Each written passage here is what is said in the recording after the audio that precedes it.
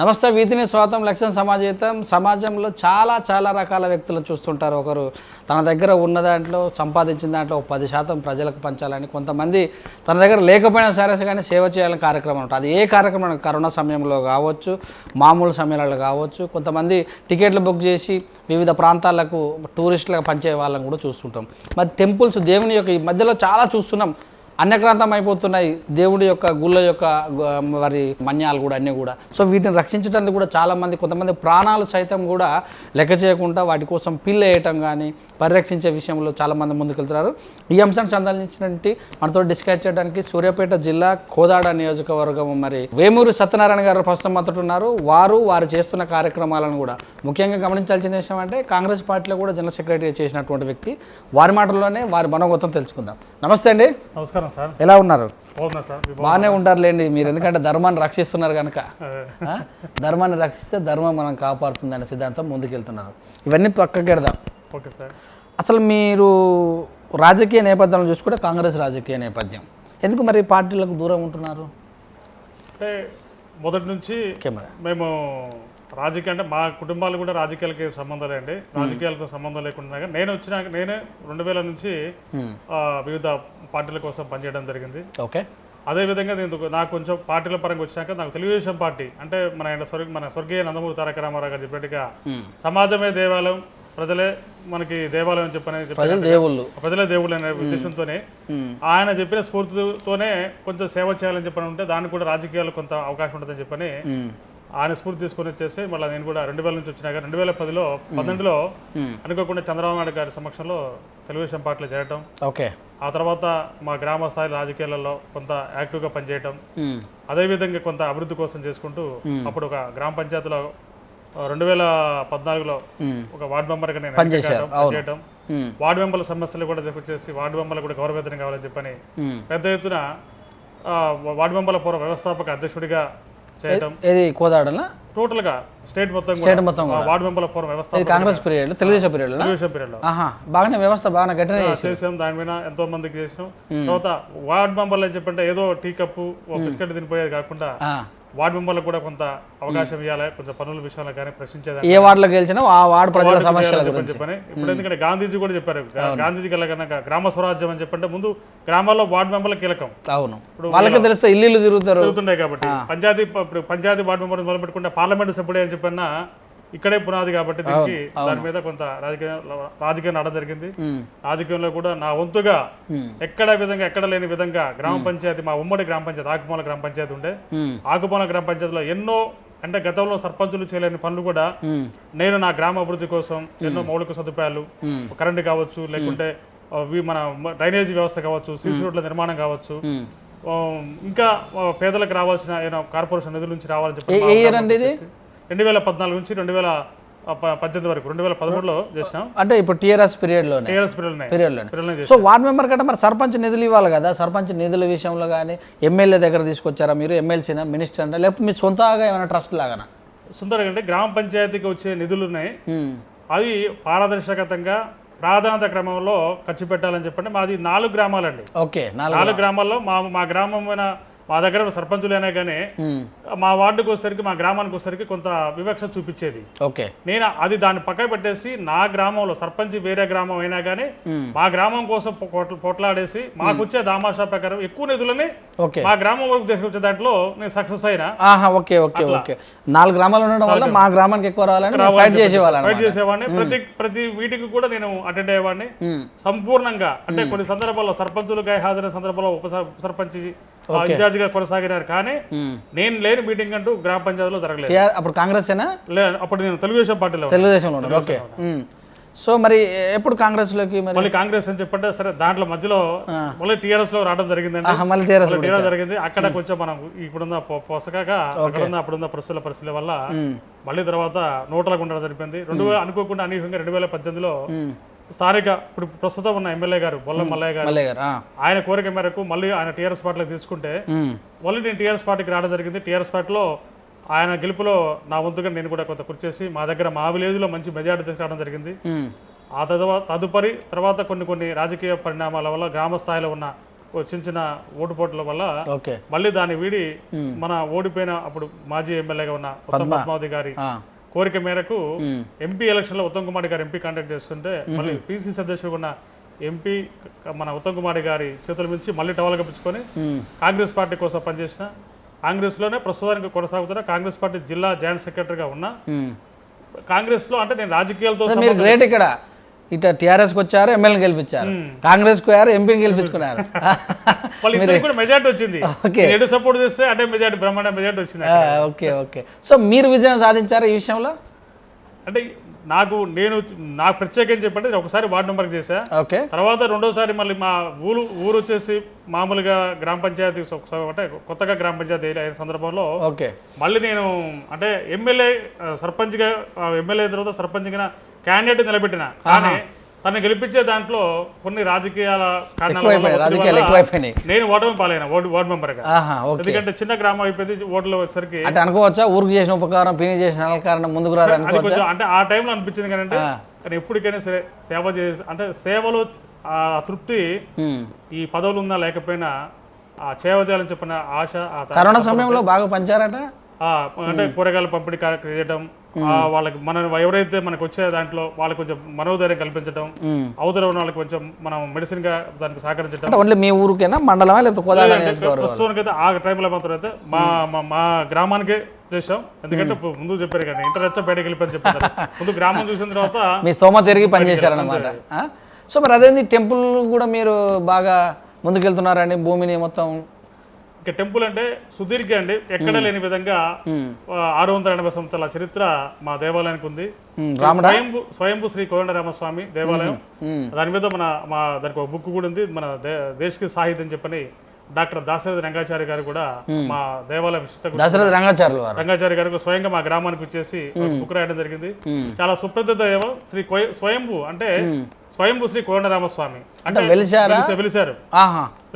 ఎవరైనా మునులు ఏమన్నా అక్కడ తపస్సు చేసినటువంటి, ఇప్పుడు యాదాద్రి ఉందనుకో, యాదాద్రి అనేటటువంటి ఋషి అక్కడ చేయటం రావటం అనేటువంటి అంటే అలాంటిది ఏమైనా ఉందా ప్రతిపాదన? అంటే అదేనండి, మాకు తెలిసిన చరిత్ర చెప్పేదాన్ని బట్టేసి మాకు చెప్పేదని చెప్పంటే అటు పూర్వం రాజులు వాళ్ళు ఉన్నప్పుడు వాళ్ళ దగ్గర పనిచేస్తున్న నరసింహాచార్యులు గారు అని చెప్పేసి వాళ్ళిద్దరు సోదరులు ఉండేవాళ్ళు. ఓకే. వాళ్ళిద్దరు ఒక సంస్థానాధీశుల దగ్గర పనిచేస్తున్నప్పుడు వారికి కల్లో వచ్చేసి నేను పలానా దగ్గర నేను వెళ్తుంటా అంటే అది అప్పుడు అడవి కీకరణంగా ఉన్నది, అక్కడికి వస్తే నేను పలానా దగ్గర వస్తా, మీరు నడుచుకుంటానని చెప్పేసి ఒక మార్కు చూపించేసి ఆ ప్రదేశంలో నేను మన రామస్వామిగా కొలువై ఉంటా అని దానికి పాద ముద్రికలు కూడా.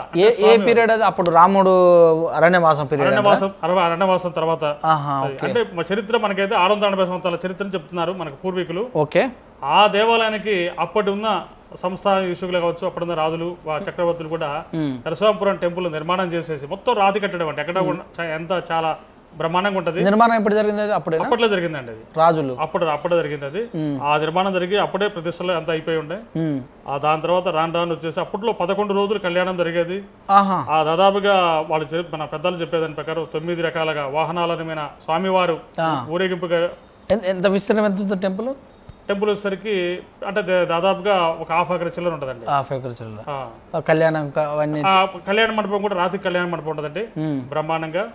ఆ కార్తీక మాసం సందర్భంగా కార్తీక పౌర్ణమి. మీ సైడ్ విచిత్రం అంటే మీరు చేసే కళ్యాణం అంటే ఎక్కడ రాముల వారి కళ్యాణం అని చెప్పంటే మామూలుగా శ్రీరామనవమి జరుగుతుంది. శ్రీరామనవమికి పుట్టినరోజే కళ్యాణం. కానీ మా దగ్గర మాత్రం అయితే కార్తీక పౌర్ణమి రోజు కార్తీక శుద్ధ పౌర్ణమి సందర్భంగా. దానికి ఏమైనా కారణం ఉందా? దానికి అంటే రకరకాల కారణాలు చెప్తుంటారండి. అంటే అప్పటికి అంటే మామూలుగా వారికి వెలిసిన ఉన్న ఏదైతే మన కోదండరామస్వామి వెలిసిన టైం ఉందో ఆ టైంకి గడలను పట్టేసి దాని తగ్గట్టుగా అప్పుడు కళ్యాణం చేయాలని చెప్పనేది ఒక రకంగా చెప్తుంటారు. ఇంకొకరు ఏం చెప్పంటే శ్రీరాముడు కళ్యాణం చూడాలని చెప్పంటే చంద్రుడు ఏమంటే అయ్యా రామ నీ కళ్యాణం చూడాలని చెప్పంటే ఎప్పుడు కూడా చంద్రుడు కళ్యాణం చూడాలని చెప్పంటే చంద్రుడు ఎప్పుడు నైట్ వస్తాడు. మరి పగలు తీసుకున్నప్పుడు నైట్ కళ్యాణం చేయడం కలదు కదా. అంటే చంద్రుడికి చెప్తే శ్రీరాములు వరం ఇచ్చేసి నేను పలానా నరసింహాపురంలో కోదండరామస్వామి కళ్యాణం అప్పుడు కార్తీక మాసంలో కార్తీక పౌర్ణమి రోజు అంటే పున్నమి చంద్రుడిగా శుద్ధ పౌర్ణమి కాబట్టి అప్పుడు నువ్వు ప్రకాశించి నువ్వు బయటకు వచ్చే టైంకి నా కళ్యాణం జరుగుతా నీ కోసం అప్పుడు ఆ కళ్యాణం తిలకించమని చెప్పని సంతోషం చెప్పడం అనేది జరిగింది. మనకి పెద్దలు మనకున్న ముందున్న పెద్దలు చెప్పడం జరుగుతుంది. ఎస్ఎల్ నుంచి టెంపుల్ అన్యక్రాంతమైన సందర్భం వాటి మీద సార్ అది చాలా అంటే గతంలో ఒక 130 ఎకరాలు మొత్తం అంటే టోటల్ కంటే మా విలేజ్కి సంబంధించింది. తర్వాత ఆ విలేజ్కి సంబంధించిన దాంట్లో మొత్తం కూడా ఒక 800 ఎకరాలు ఏమో సుమారుగా దేవాలయానికి సంబంధించిన 800 ఎకరాలే దేవాలయంకి ఇచ్చారని చెప్పనేది ఒక ప్రతిదీ. దాంట్లో దేవుడి కైంకర్యం కోసం అంటే ధూపదీప నైవేద్యాల కోసం కొంత భూమిని కేటాయించడం, అక్కడ ఉన్న పూజారులకి కొంత భూమిని కేటాయించడం, అదే విధంగా అక్కడ పనిచేస్తున్న అంటే చాకలి మంగలి పనిపాట వాళ్ళకి అన్ని కులాలకి కొంత అక్కడ వాళ్ళకి ఇవ్వటం చేసి అంటే మాన్యాలుగా చేసి వారు ఆ పని చేసుకొచ్చే ఆ భూమి చేసుకొని ఫ్రీగా వచ్చేసి దేవాలయాలు పనిచేయాలి అని ఆ విధంగా చేయడం జరిగింది. అంటే అవి తీసుకొని అవి చేసుకొని పని ఏమో అది చేసుకోండి, కానీ దానికి ప్రతిఫలం ఆశించకుండా అప్పటికి ప్రతిఫలం భూములు వాళ్ళు చేసుకోవాలని చెప్పన్నారు.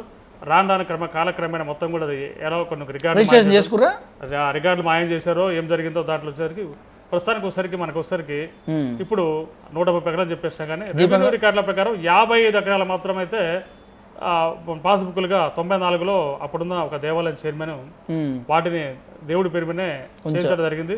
చేయించిన కొన్ని అనివార్య కారణాల్లో మళ్ళీ ఆగితే దాన్ని 2018 నుంచి మళ్ళీ ఎలికి తీసి దాని మీద ఒక పోరాటంగా నేను దాన్ని భావించేసి మన ముఖ్యమంత్రి కేసీఆర్ గారి కార్యాలయానికి ఓ ఫ్యాక్స్ ఇమెయిల్ ద్వారా పంపడం, గవర్నర్ గారికి పంపడం.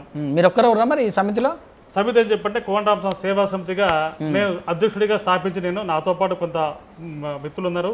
దీంతో పాటు మళ్ళీ 2019, 2020లో దేవాలయ భూముల పరిరక్షణ కమిటీ అని చెప్పిన ఒకటి ఏర్పాటు చేయడం జరిగింది. చేసి గ్రామస్తులో ఉన్న గ్రామంలో యువతని కొంతమంది పెద్దవాళ్ళని అందరూ కూడా కలుపుకొని దానికోసం ఒక పోరాటం చేసే క్రమంలో ఇక్కడ గ్రామ స్థాయి నుంచి రాష్ట్ర స్థాయిలో ఉన్న అధికారుల దేవాదాయ శాఖ అధికారులకు ఎన్నో కలెక్టర్లకి తర్వాత మంత్రులకి కేంద్ర మంత్రులకి స్థానికంగా ఉన్న ప్రజాప్రతినిధులతో పాటు అధికారులకు కూడా ఎన్నో వినతిపత్రాలు ఇచ్చిన కొన్ని సందర్భాలలో ఇక ఈ యంత్రాంగ దేవాదాయ శాఖ వారు స్పందించట్లేని చెప్పేసి వినూత్న రీతిలో దున్నపోతుకి వినతిపత్రం ఇచ్చేసి నిరసన తెలపడం జరిగింది. పౌరాణిక పాత్ర వేయించేసి ఒక కుంభకోటి పాత్ర అంటే కుంభకోటి లాగా గాఢ నిద్రలో ఉంది ఇది శాఖ అని చెప్పేసి వాళ్ళని ముడుపులు ఏమైనా ముట్టాయంటారా? ఖచ్చితంగా అండి అదే అనేది నేను బహిరంగనే చేస్తున్న ఆరోపణ. ఎందుకంటే అన్ని ఆధారాలు ఉన్నా గానీ ఇంతవరకు వాళ్ళు దాని మీద చర్య తీసుకోకపోవడం. మీ మీద దాడి ఏమైనా జరిగిందా? ఇలాంటివి చేస్తుంటే మంచి ధర్మకరణాలు చేస్తుంటే ఊరుకోరు కదా? ఖచ్చితంగా ఉంటుంది అంటే అక్కడక్కడ చేసినా నేను ఎక్కడే ఎలాగూ మనం పుట్టడం నిజము పోవటం నిజము. ఒక మంచి కార్యక్రమం కోసం అట్లనే మనకి ఇప్పుడు మన దైవ కార్యక్రమం చేస్తున్నాం. కరోనాలో ఎంతో మంది కోటేశ్వరులు కూడా పోతే కనీసం వాళ్ళ దాన సంస్కారాలు చేయడానికి కూడా లేకపోతే దానికంటే ఇప్పుడు ఈ విధంగా పోతే అంటే ఆ రోజు రాముడి కోసం భక్త రామదాసు ఎంతో చేసిండు. ఇవాళ ఈ రాముడి కోసం ఎందుకు ఆ రాముడే నాకు ఇక్కడ విచిత్రం, మీరు తెలుగుదేశం, కాంగ్రెస్, టిఆర్ఎస్, కానీ ఈ భావజాలము కొంచెం టెంపుల్ పైన ఉండదేమో అంటారుగా? పార్టీలు వేరు, మనకున్న భావజాలాలు వేరు. అంటే ఇక్కడున్న స్థానికత ఉన్న అంశాల మీద రాజకీయ పార్టీలు అని చెప్పంటే ఇక్కడున్న స్థానికతకు ఉన్న నాయకులను బట్టేసి మన అభిప్రాయాలు మారుతుంటాయి. కానీ హిందూ ధర్మం అంటే నేను నమ్మిందని చెప్పంటే ఒక కర్మ సిద్ధాంతం. మనం హిందూ ధర్మం దాన్ని పరిరక్షించాలని చెప్పంటే నాడు అక్కడున్న సంస్థానాధీశులు కావచ్చు, రాజులు, చక్రవర్తులు, అక్కడున్న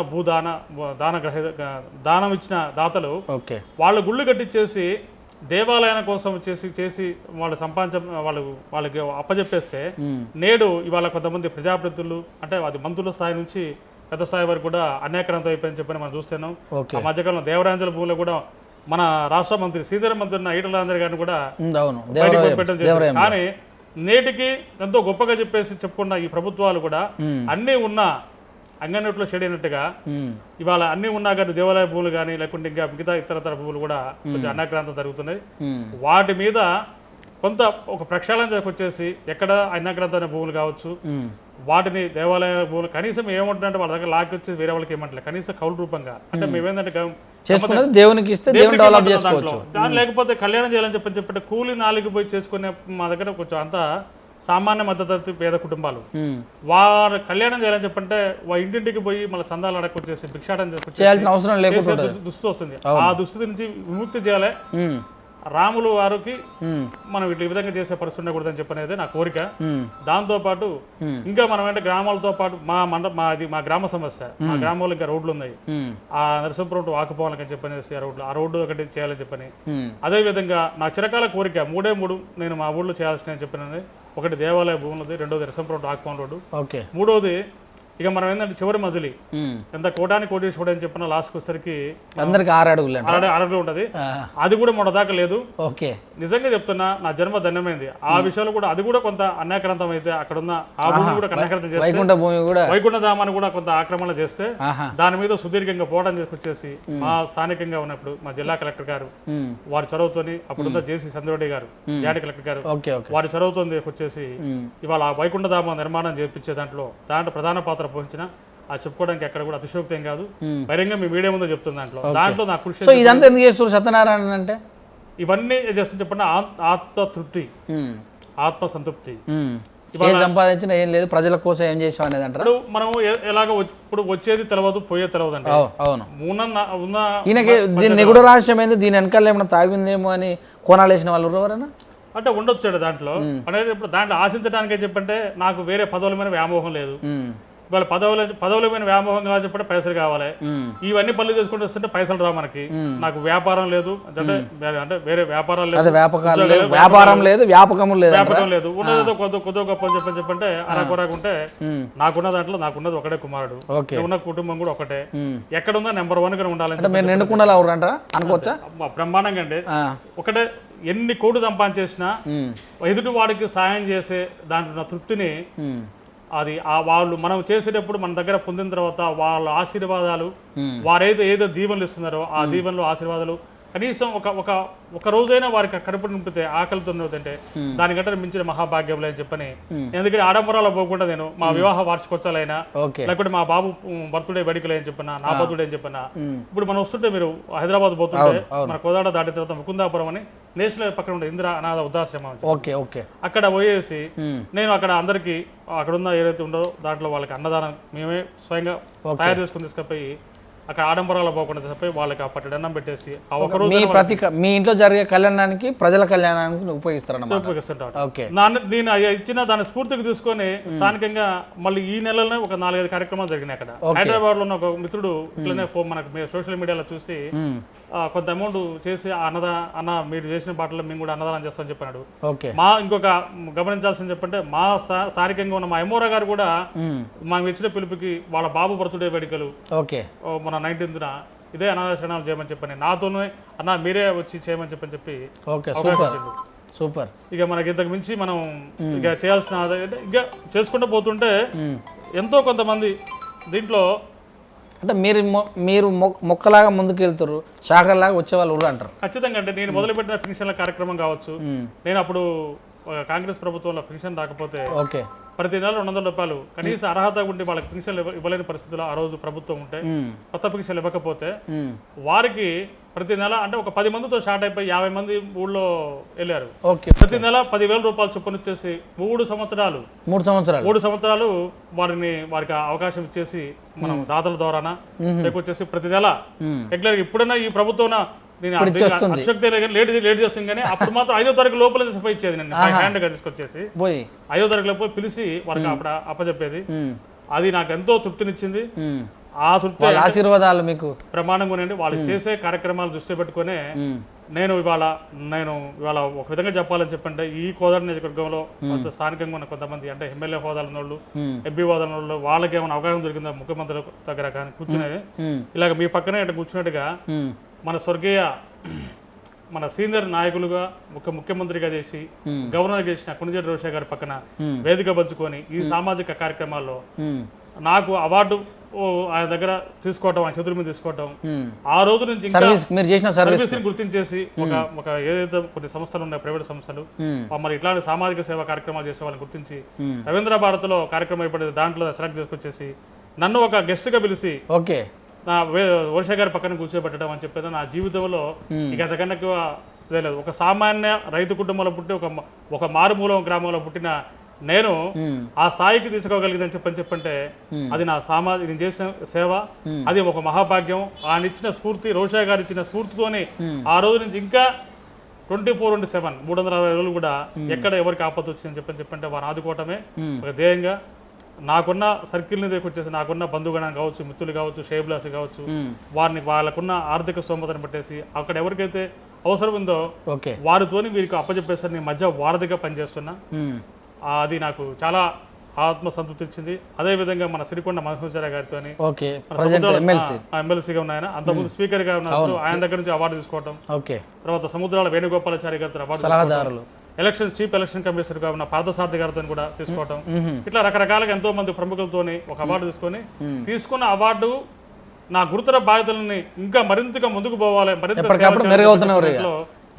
తీసుకున్నామని చెప్పండి, తీసుకునేది ఇంట్లో పెట్టుకున్నాం, బీవాలో పెట్టడమే కాకుండా 10 మందికి ఉపయోగపడాలని చెప్పనేది ఒక సంకల్పంతో పనిచేసుకుంటూ నేషనల్ హైవే మీద జరుగుతున్న వాటి మీద కూడా జిఎంఆర్ సంస్థ కొంచెం నిర్లక్ష్యం అలా చేస్తున్న దాని మీద కూడా ఎన్నో ప్రాణాలు పోతుంటే శతఘాతులు అవుతుంది చెప్పంటే మా నియోజకవర్గ పరిధిలో అంటే మాధవరం దగ్గర నుంచి ఇక్కడ మన బోర్డర్ వరకు, మన తెలంగాణ బోర్డర్, ఆంధ్రప్రదేశ్ బోర్డర్ వరకు ఉన్న దగ్గర చేయాలని చెప్పేసి అక్కడ సర్వీస్ రోడ్ ఏర్పాటు చేయాలి, కంచె ఏర్పాటు చేయాలి, ప్రమాదం జరిగే దగ్గర చేయాలని చెప్పేసి ఉద్దేశంతోనే వాళ్ళకి అక్కడ దాన్ని పట్టించుకోకపోతే నిరసన చేసినాం, దీక్షలు చేసినాం. అక్కడ కూడా ఎంతో మంది కలెక్టర్ గారు ఎక్కడ ఉంటే అక్కడ సత్యనారాయణ పోతున్నాం, తీసుకొచ్చేసినాం. అలాగే కోదాడ పెద్ద చెరువు అనేకృతం అయిపోతుంటాయి, దాని మీద కూడా ఇంతవరకు వచ్చింది, అది ముందుకు వెళ్తుందా? తీసుకుపోయి మన దాంట్లో హ్యూమన్ రైట్స్ వేసేయండి, వేసిన తర్వాత మా ఎమ్మెల్యే గారు కూడా దాని మీద అసెంబ్లీలో ప్రస్తావన చేసిండు. సరే చూసినాం, సరే అవుతుందేమో అని చెప్పనుకున్నాం, కానీ ఇదేం లేదు. ఆర్భాటం మాత్రం ఆరంతరం ఉంటుంది, ఆచరణకు వచ్చేసరికి శూన్యం ఉంటుంది. ఈ ప్రభుత్వాలు కూడా కొంచెం మారాలి, ఇంకా వాళ్ళ పనితీరు మార్చుకోవాలని చెప్పనుకుంటున్నా. నేను ఒక విమర్శగా ప్రభుత్వాన్ని విమర్శించాలని చెప్పి సద్విమర్శ చేస్తున్న దాంట్లో ఏదైతే ప్రజలకు అవసరం ఉందో దాన్ని కనిపించేసి కనీసం ప్రజల ప్రాణాలకు రక్షణ కల్పించాలని చెప్పేసి ఆ విధంగా జిఎంఆర్ సంస్థను ఆదేశించాలని చెప్పనేసి మరి మీ ఛానల్ కూడా ఛానల్ తర్వాత వేడుకుంటున్నా. సో టెంపుల్ ఉంది కదా, ఆ టెంపుల్ మరి కోర్టుకి ఏమైనా వెళ్ళారా? కోర్టులో ఏంది పరిస్థితి? ఎప్పటిదాకా ఆల్రెడీ ఇక్కడ స్థానికంగా ఉన్న ఆదేశం నా పోరాట ఫలితంగా అక్కడ ఉన్న ఏదైతే భూములు ఉన్నాయో ఆ భూములు బోర్డులు సూచికలు పెట్టారు. ఇట్టి భూములు ఎవరు కొనకూడదు, అమ్మకూడదు అని చెప్పేసి చేశారు. ఒక కరపత్రం రిలీజ్ చేసి మా దేవాదాయ ఉమ్మడి నల్గొండ జిల్లా దేవాదాయ శాఖ అసిస్టెంట్ కమిషనర్ గారు ఒక కరపత్రం రిలీజ్ చేసి టమకా కూడా వేయించేసి కౌలు వెలంపడ్డా ఉంటూ మరి ఏ అదృశ్య శక్తి ఆ రోజు ఆపిందో తెలియదు, కానీ మొత్తానికి అయితే ఏదో జరిగి అయిపోయింది. అది జరిగి కూడా ఇప్పుడు సంవత్సరం కాలం అయిపోయింది. డైలీ వెళ్తుంటారా? గుడికి వెళ్ళను, ఊళ్ళోనే, కానీ గుడికి డైలీ ఏం వెళ్ళదంటే ఒకటే ఆశయం, ఆ దేవాలయం భూములు కౌలు రూపంగా వచ్చిన రోజు మా దేవాలయం అభివృద్ధి జరుగుతుందని చెప్పిన ఆశతో ఉన్నా. నేను ఆ దేవాలయంకి వెళ్లే బదులు ఏం చేస్తున్నా, నేను ఆ దేవాలయం పేరు మీద అన్యాక్రాంతం అయిపోతున్న వాటిని రక్షించాల్సిన ఏదైతే న్యాయస్థానాలు ఉన్నాయో న్యాయస్థానాల చుట్టూ ప్రదర్శన చేస్తున్నా. చివరికి ప్రజాప్రతినిధులు అయిపోయింది, అధికారులు అయిపోయింది, చివరికి ఎక్కడికి వెళ్లాల్సింది న్యాయస్థానాలు. ఈ న్యాయస్థానాల దిక్కని చెప్పిన న్యాయస్థానాలకు వెళ్ళడం జరిగింది. సో యువత ఎట్లా ఉంది మరి? యువతను ఐకమత్యం చేస్తారా? ఈ మధ్య కాలంలో కొంత అంటే వాళ్ళకి ఉన్న అంతా కొంచెం స్థానికంగా ఉన్న వాళ్ళకి కొంచెం సామాన్య మద్దతులు కాబట్టి వారు పూర్తి స్థాయిలో కొంచెం చేయలేకపోతున్నారు. ఆ చేసే పరిస్థితిలో మనం ఏ విధంగా ముందుకెళ్లాలని చెప్పంటే వాళ్ళని ఏ విధంగా అంటే ఇప్పుడిప్పుడే కొంచెం మన సోషల్ మీడియా ద్వారా మనం చేసే కార్యక్రమాల ద్వారా మనం చేసుకుంటూ ఎదుటి వాళ్ళకి చెప్పాలి. మీ యొక్క ధర్మరక్షణ మీ ఊరికే పరిమితం అవుతుందా, పెంచుకునే అవకాశం ఉందా? ఖచ్చితంగా సార్, అట్లేం లేదండి. అవకాశం వరకు దాంట్లో ఎక్కడ దేవాలయ సమస్య ఉన్నా, సమస్యలు ఎక్కడున్నా నేను పోతా. ఆ సమస్య ఈ సమస్య ప్రజల సమస్యలు కానీ లేకపోతే ఇతర సమస్యలు కానీ ఎక్కడ ఉన్నా కానీ దాంట్లో నా సమస్యగానే భావిస్తాను నేను.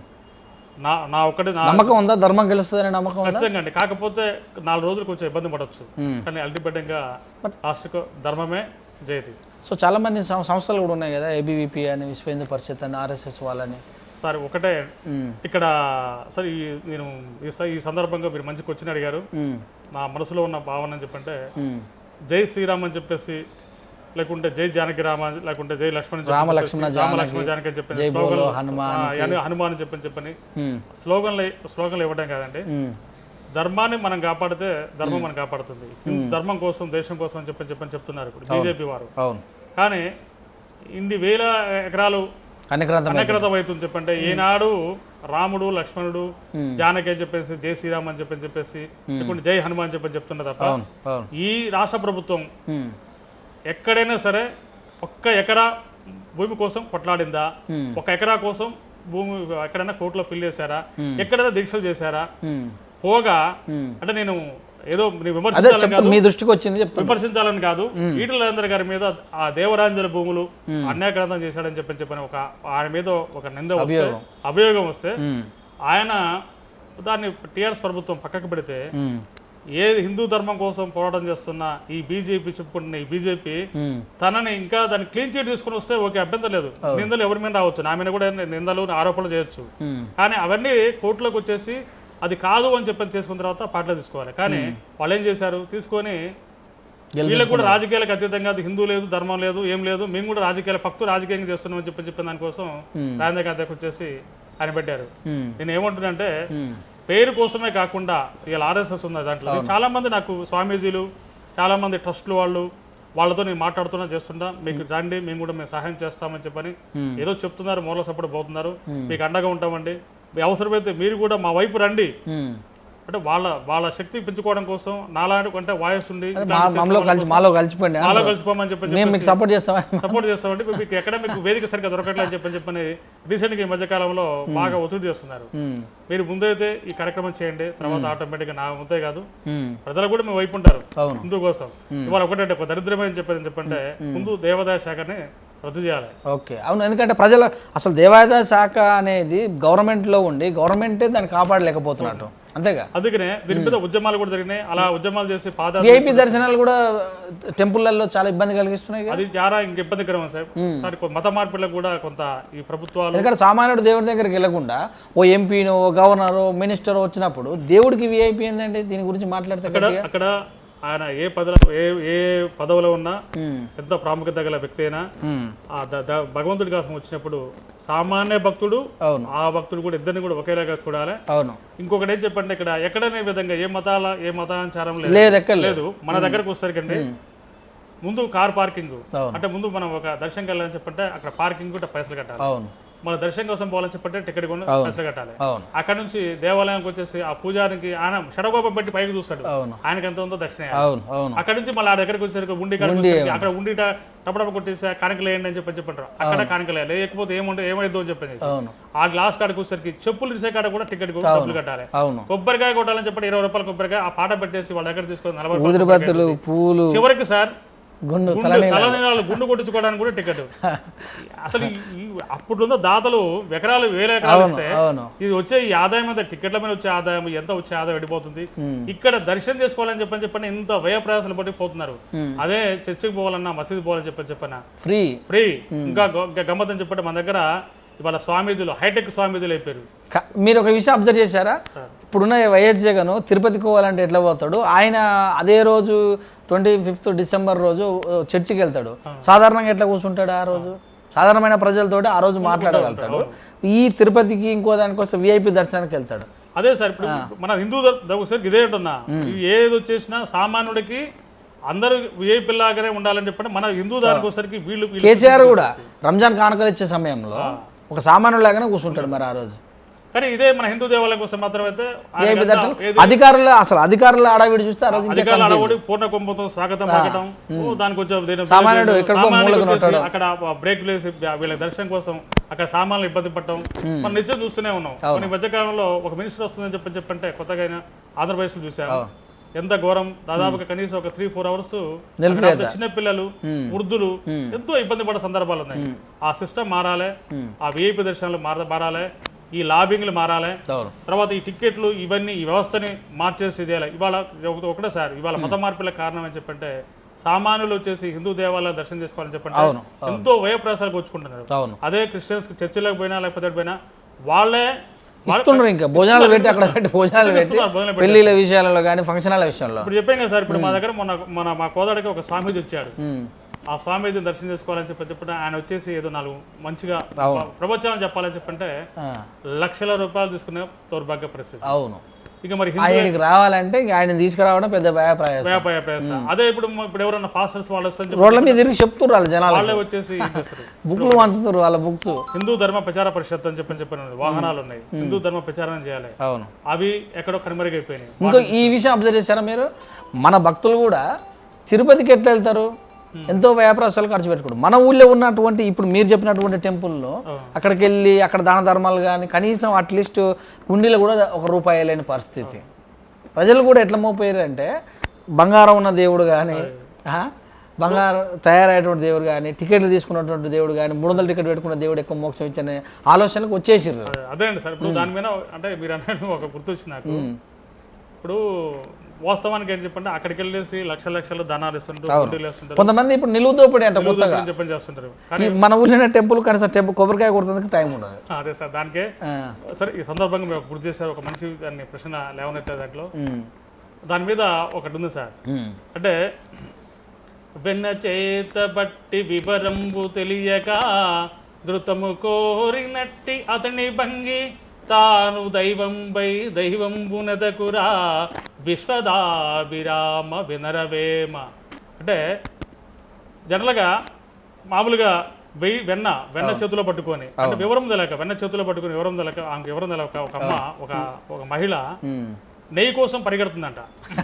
ఇదేందో అని తెలియదు, మర్చిపోయింది. వెన్న చేతిలో నెయ్యి కోసం పరిగెడుతుంది.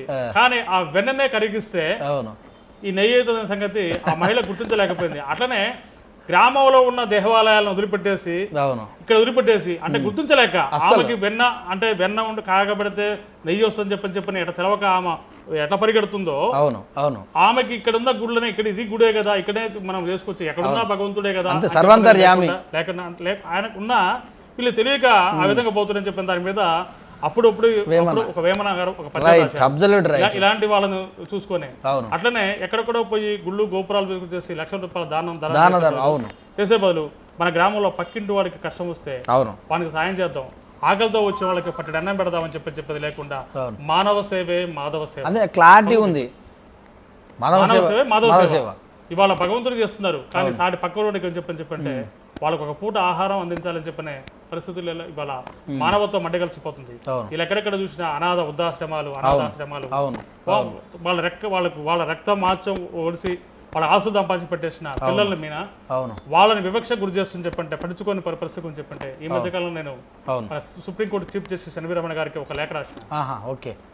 పిల్లలని ఎవరైతే వాళ్ళ పిల్లలు ఉన్నారో వృద్ధాప్యంలో ఉన్న పిల్లలని వాళ్ళ తల్లిదండ్రులు పడుచుకొని వాళ్ళ మీద కఠిన చర్యలు తీసుకోవాలి. అవసరమైతే ప్రభుత్వ ఉద్యోగస్తులు చెప్పంటే వాళ్ళకు శాలరీస్ వచ్చేస్తే 50% వీళ్ళ కోసం కేటాయించాలి. వ్యవసాయదారులు చెప్పండి వాళ్ళకున్న ఏదైతే స్థిరాస్తులు ఉంటాయో అవి కూడా వీళ్ళకు అప్పచెప్పటి ఉండాలి.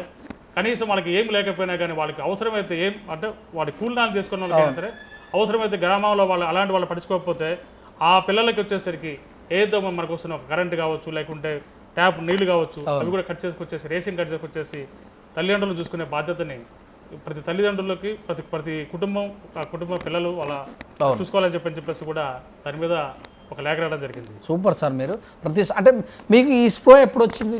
అంటే మీకు సమాజ సేవ మీ పూర్వ నాకు కొత్తగా అనేది సార్ నేను ఉండేది విలేజ్ లో ఉంటున్నా. ఓకే. అంటే అందరికి అన్ని తలవగా అదే గ్రామంలో ఉంటున్నా. గ్రామంలో ఉన్నప్పుడు ఒకటే చెప్పంటే అప్పుడు గతంలో ఉమ్మడి కుటుంబాలు ఉండేవి.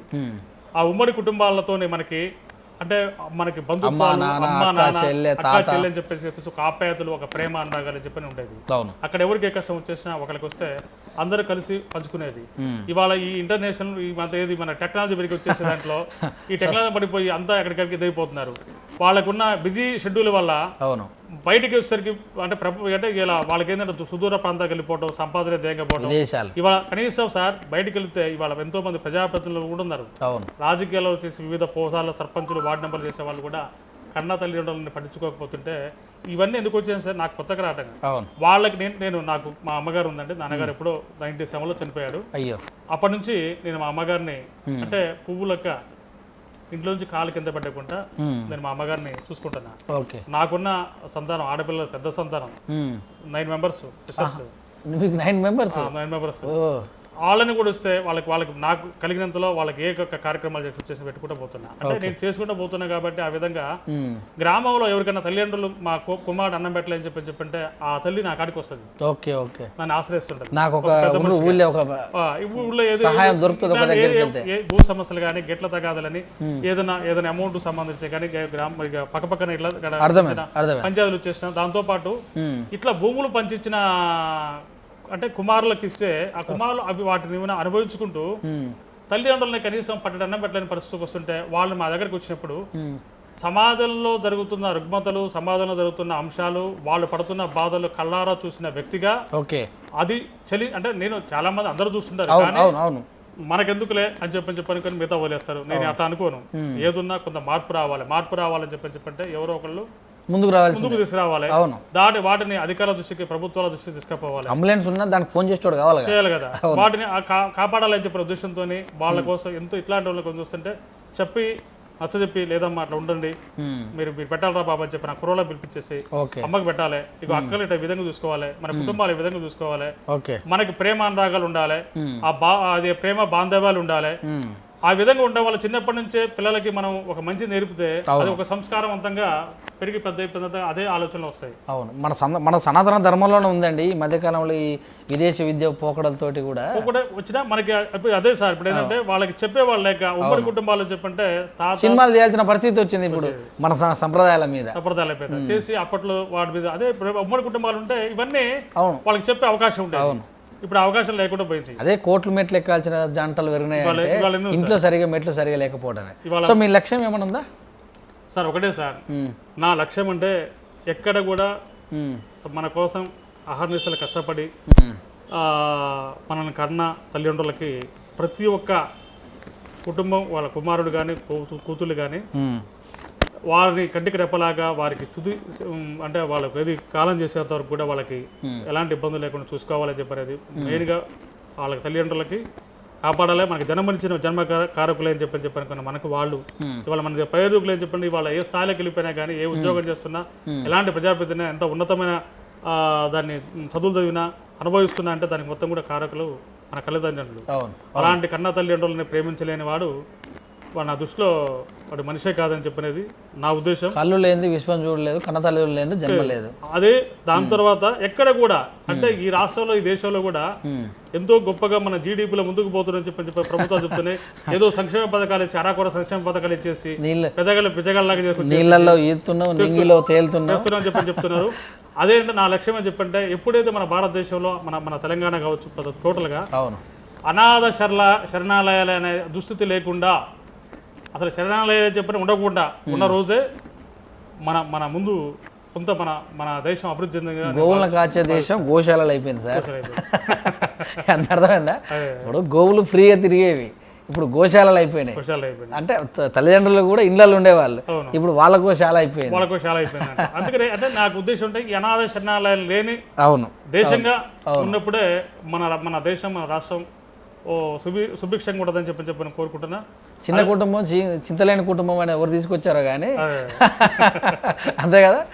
అది వాళ్ళన్న ఉద్దేశం అంటే మనకిద్దరు అన్నారు, కానీ ఉన్న తల్లిదండ్రులు ఇద్దరు దోచిపడేస్తారు కదా. ఇద్దరు లేదు సార్, ఇప్పుడు ఇద్దరు ఇప్పుడు ఎవరున్నా వాడికి ఒకడైపోతుంది. అవును, ఇప్పుడు మనిషి కూడా ఆ ఒక్కరిని కూడా అసలు ఆలోచన ఆ ఒక్కరిని కూడా ఎక్కడో చదివించాలనుకుంటున్నాడు. అర్థమవుతుందా? ఊళ్ళేడు చదివించేసి నాకున్నదాని సామ్రాజ్యానికి అనుకుంటలేడు, ఎక్కడో చదివించాలి, మా వాడిని అక్కడ ఉంచాలనుకుంటే మీ వాడు ఏం చేస్తుండే, అక్కడ ఉండి నిన్ను వేరే దగ్గర ఉంచుతుండు. ఇవాళ భార్యాభర్తలు కూడా ఈ బిజీ షెడ్యూల్లో భార్యాభర్తలు కూడా కలిసి నైట్ షిఫ్ట్ అవరు, పగల షిఫ్ట్ అవరు. ఇప్పుడు మరి కేసీఆర్ గారు నిన్న మొన్న చూసారు ఇంట్లో పాప ఒక కుర్రోడు చెప్తున్నాడు, తల్లి ఒక జిల్లాలో ఉన్నంట, తండ్రి ఒక జిల్లాలో ఉన్నంట, పాప వీడి మధ్యలో ఉండు పరిస్థితి చెప్పి. అంటే ఇవాళ వీటిలో అంటే సంపాదనలో పడిపోయి పిల్లలని కూడా ఆ రోజు ఏం చెప్పంటే ఆయాల కాడ ఉంచిపోయిన సందర్భం, ఆ రోజు ఏం చెప్పంటే అమ్మని చూడలేదు ఏమైనా చూసినా అని చెప్పుకున్న. అదే సార్, అప్పుడు ఎట్లా అని చెప్పంటే మనం ఎక్కడ పుట్టేవా, మామూలుగా అమ్మమ్మ గారి ఇంట్లో పుట్టేది. ఇవాళ ఏం చేస్తున్నాం, ఇవాళ హాస్పిటల్ పుడుతున్నాం కాబట్టి మనం హాస్పిటల్ పోతున్నాం. అప్పుడు అమ్మమ్మ గారికి పోయినా అమ్మమ్మ గారికి పోయి అక్కడ ప్రేమ ఆప్యాయత దొరికేది, ఇక్కడ నీకు వైద్యం దొరుకుతుంది. ఇప్పుడు హాస్పిటల్ పుట్టాం కాబట్టి మనం నిత్యం హాస్పిటల్కి పోతున్నాం. అప్పుడు అమ్మగారిని పోయినా నిత్యం అమ్మమ్మ గారికి పోయి. ఆ పరిస్థితుల్లో ఇవాళ ఇది ఉంది. ఏదున్నా ప్రభుత్వాలు కూడా కొంత చొరవ తీసుకొని ఎక్కడైతే ఇబ్బందులు ఉన్నాయో ఆ ఇబ్బందులను నెరవేర్చాలని చెప్పనేసి, ఎక్కడ సమస్యలు అని చెప్పంటే మా దగ్గర కూడా చాలా సమస్యలు ఉన్నాయి.